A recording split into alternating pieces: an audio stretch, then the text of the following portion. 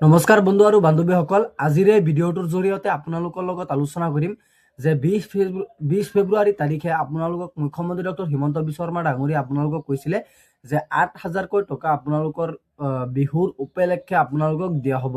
সেই পইচাটো কিন্তু আপোনালোকৰ 20 ফেব্ৰুৱাৰী তাৰিখে নিশ্চিত আপোনালোকে লাভ কৰিব পাৰিব। এতিয়া আমি জনাই দিম যে অৰুণোদয় আঁচনিৰ 4টা কিস্তি কিন্তু আপোনালোকে লাভ কৰিব নোৱাৰিব। প্ৰথম জানুৱাৰী মাহটো আপোনালোকে লাভ কৰিব নোৱাৰিলে, ফেব্ৰুৱাৰী মাহটো লাভ কৰিব নোৱাৰিলে, পিছত ফেব্ৰুৱাৰী, মাৰ্চ, এপ্ৰিল এই 4টা মাহৰ আপোনালোকে পইচাখন আপোনালোকে লাভ কৰিব নোৱাৰিব। এই 4টা মাহৰ মুঠ মিলি আপোনালোকৰ কিমান টকা হয়? 1250 টকা হ'লে 5,000 টকা আৰু লগতে 3,000 এক্সট্ৰাকৈ আপোনালোকক চৰকাৰৰ তৰফৰ পৰা প্ৰদান কৰা হ'ব। বিহুৰ উপলক্ষে আপোনালোকক গিফ্ট দিব বুলি কৈছিলে আৰু সেই গিফ্টখনে কিন্তু আপোনালোকে 20 ফেব্ৰুৱাৰী তাৰিখে 8,000কৈ টকা আপোনালোকে লাভ কৰিব পাৰিব। এতিয়া আমি সেই বিষয়ে আলোচনা কৰিম বা সেই সন্দৰ্ভত আপোনালোকৰ লগত আলোচনা কৰিম যে 20 ফেব্ৰুৱাৰী তাৰিখে 8,000কৈ টকা কোনসকল মহিলাই বা অৰ্থাৎ কোনসকল অৰুণোদয় আঁচনি হিতাধিকাৰীসকলে আপোনালোকে লাভ কৰিব পাৰিব, কোনসকল হিতাধিকাৰীয়ে আপোনালোকে লাভ কৰিব নোৱাৰিব। আজিৰ এই ভিডিঅ'টোৰ সন্দৰ্ভত আলোচনা কৰিম, গতিকে আপোনালোকে ভিডিঅ'টো সম্পূৰ্ণ প্ৰথমৰ পৰা শেষলৈ চাব। আহক আমি ভিডিঅ'টো আৰম্ভ কৰোঁ। প্ৰথমতে আমি আপোনালোকৰ লগত আলোচনা কৰিম যে আপোনালোকে যিসকলে অৰুণোদয় 3.0 আঁচনিৰ হিতাধিকাৰী হয়, তো সেইসকলক কিন্তু আপোনালোকৰ এই 3টা কাম যদি মই যিবোৰ কাম আপোনালোকৰ ভিডিঅ'ৰ আগলৈকে জনাই দিম বা কৰিবলৈ ক'ম, এই 3টা কাম যদি আপোনালোকে নকৰে তেনেকুৱা ক্ষেত্ৰত কিন্তু আপোনালোকৰ অৰুণোদয় 3.0 যিটো লিষ্ট আছে সেই লিষ্টখনৰ পৰা আপোনালোকৰ নাম কৰ্তন কৰা হ'ব। লগতে আপোনালোকৰ যিটো 20 ফেব্ৰুৱাৰী তাৰিখে 8,000কৈ টকা আপোনালোকক দিব বুলি কৈছিলে, সেই পইচাটো কিন্তু আপোনালোকে লাভ কৰিব নোৱাৰিব।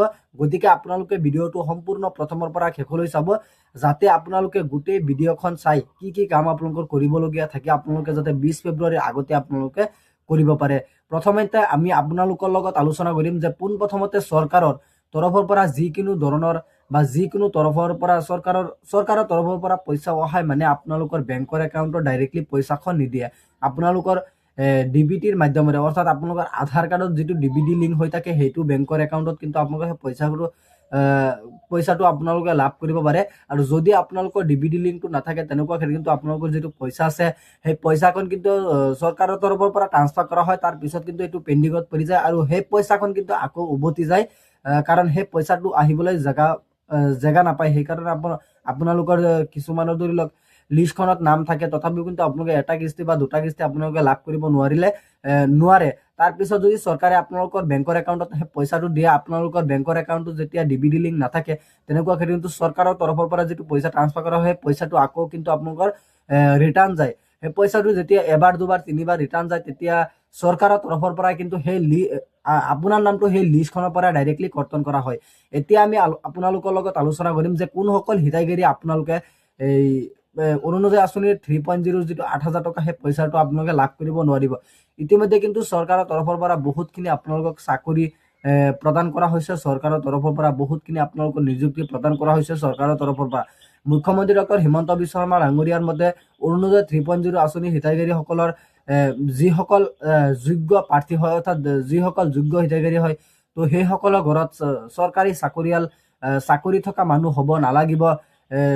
তেওঁৰ বছৰেকত মানে যিটো ইনকাম আছে সেই ইনকামটো 2 লাখ টকাৰ তলত হ'ব লাগিব আৰু বিভিন্ন ধৰণৰ কিন্তু মানে নিয়ম কানুন সেইসকলক আপোনালোকক বান্ধি দিছিলে। গতিকে সেই নিয়ম কানুনৰ বাহিৰত যদি আপুনি পৰিছে, অৰ্থাৎ বৰ্তমান কিন্তু আপোনালোকৰ বহুতখিনি চাকৰিৰ ওলাইছে, নিযুক্তি পদ ওলাইছে। গতিকে আপোনালোকে যিসকলে অৰুণোদয় আঁচনিৰ 3.0 যিটো পইচা আপোনালোকে লাভ কৰি আছিলে বা অৰুণোদয় আঁচনি লাভ কৰি আছিলে বা চৰকাৰৰ যিকোনো তৰফৰ পৰা স্কেম অৰ্থাৎ আঁচনি আপোনালোকে লাভ কৰি আছিলে, যদি আপোনালোকৰ ঘৰত চৰকাৰী চাকৰি পাই গৈছে আপোনালোকে বা আপোনালোকৰ ঘৰত কোনোবাই পাইছে, তেনেকুৱা ক্ষেত্ৰত কিন্তু আপোনালোকৰ নামখন ডাইৰেক্টলি কটা হ'ব। কিন্তু আপোনালোকৰ মানে যিটো পইচা আছে সেই পইচাখন কিন্তু আপোনালোকে 20 ফেব্ৰুৱাৰী তাৰিখে কিন্তু আপোনালোকে সেই পইচাখন লাভ কৰিব পাৰিব।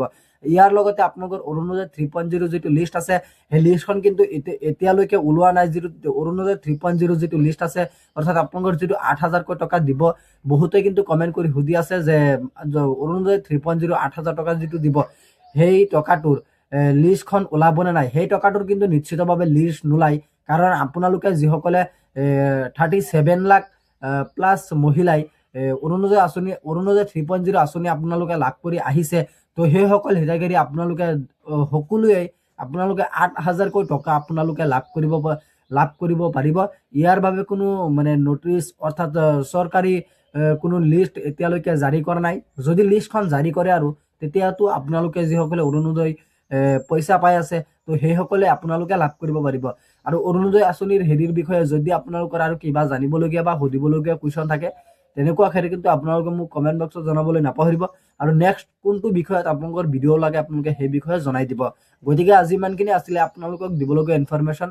আশা কৰিছোঁ ভিডিঅ'টো চাই ভাল পালে। যদি ভিডিঅ'টো চাই ভাল পালে তেন্তে ভিডিঅ'টোত এটা লাইক কৰি দিব। আৰু আপুনি যদি আমাৰ চেনেলত নতুন আছে প্লিজ আপুনি আমাৰ চেনেলটো ছাবস্ক্ৰাইব কৰিবলৈ নাপাহৰিব। ধন্যবাদ থাকিল সকলোলৈ। জয় আই অসম।